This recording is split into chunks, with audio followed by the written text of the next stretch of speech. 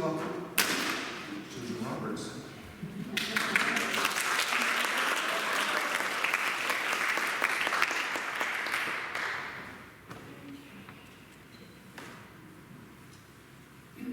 When I left home to go to college, I was not conscious of having any spirit or God or anything like that in me. I was like bone dry, nothing was there.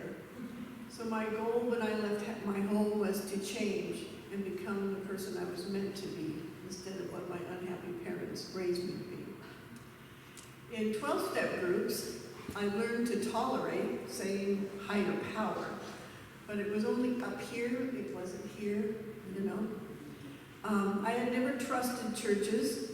When my mom took me to hers, they would say one thing and yet they'd kind of do another. And I felt very oppressed. They kept telling me what I felt, what I was this, what I was that, and I wasn't any of those things. They didn't know who I was. So I didn't feel safe in churches. In 1990, the Tuesday after Labor Day, my coworker came to me and handed me an envelope. And she said, "This came in the mail for you." And I go, "What?" Okay. The universe working, I can tell you. But it was a mauve envelope. It was a linen envelope. It had burgundy writing on it. It was beautiful. And I thought, "Ooh, this is cool." So I opened it up. And inside was an invitation to go to a Reiki energy workshop to learn to do Reiki.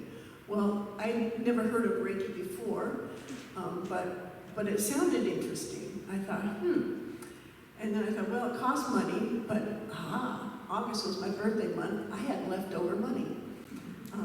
And my 5-year-old son, what was I going to do with him? I go, "Oh, wait, Mom's taking him out for the weekend to go visit some relatives or something." So 5 days later, I drove up in the Sierras to a chalet that was up there.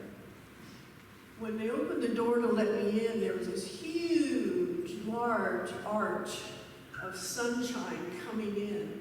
And the room behind the person was filled with this wonderful, wonderful energy. And I know they had cleared out all the negative stuff and brought in good stuff. And quite frankly, now it felt like Unity churches feel when I walk in. But I went in there and I saw that light and I felt that energy and I thought, I know this. This is where I came from. I know this. And I thought, wow. And I had no idea what I'd gotten myself into. So I went through the day of the class. And when I was done, I felt like in here, I felt like Spirit had entered into me. Spirit was inside me. And I felt like I knew, and I felt that there was something greater than myself out there for the first time in my adult life. So after several years, I felt healed enough that I thought maybe it's time to go to a church to develop my spirituality.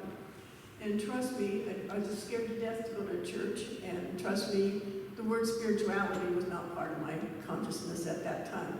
I feel like Spirit was talking to me, and I felt like there was tons of little angels all around me talking to me, saying, do it. Because it wasn't in my head to do it. It was kind of a feeling that I need to do this, but I didn't know what this really was. Anyway, so I asked a friend, and she said, recommended Unity. So that Sunday, I went to Unity. Well, as far as the parking lot. That's as far as I got, because I was scared to death to go in there. So I did not. For 3 years, I was scared to death to go in there. And I'd come by and, every 2, 3, 4 months and try it out. Well, maybe I can do it now. Maybe I can do it, but no. But then one day, I saw this little half-sheet flyer on the window, and it said, Spirituality and Fairy Tales. Now, I was studying fairy tales. How did I come about doing that? Well, there was this little still small voice a year or so earlier. And at the time, I write in journals, and I write, just out of nowhere, I write, once upon a time, and then a whole story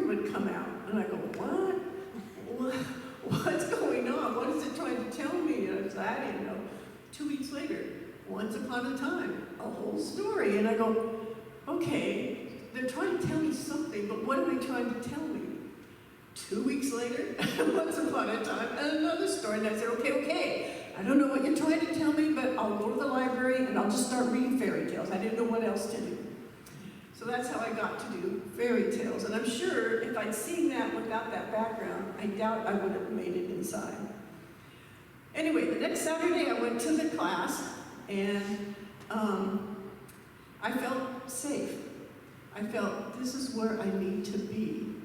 And so the next day I went to service and I cried. I cried because the energy just felt so good and so loving and so peaceful and so joyful. I never experienced that in my house. I just didn't know what that was. I went to Wednesday's night service. They had 2 services a week. And I cried there. For the first year, mostly I cried at all the services. But one thing I did learn there is they had this licensed Unity teacher training. There's like 24, 25 courses to it. And I said, okay, I'm going to take that. And I wasn't sure about being a teacher, but I was sure I wanted whatever they learned, I wanted to have it. So it took me about 6, 7 years to go through all that. And I took every training there was at Unity. I did the chaplaincy training, I did sermons, and I did anything and everything I did. But by doing this, by going through this process, I learned a new language. I received a language to identify what was going on inside of me and have words to describe what was going on inside of me. So I learned to trust my spirit.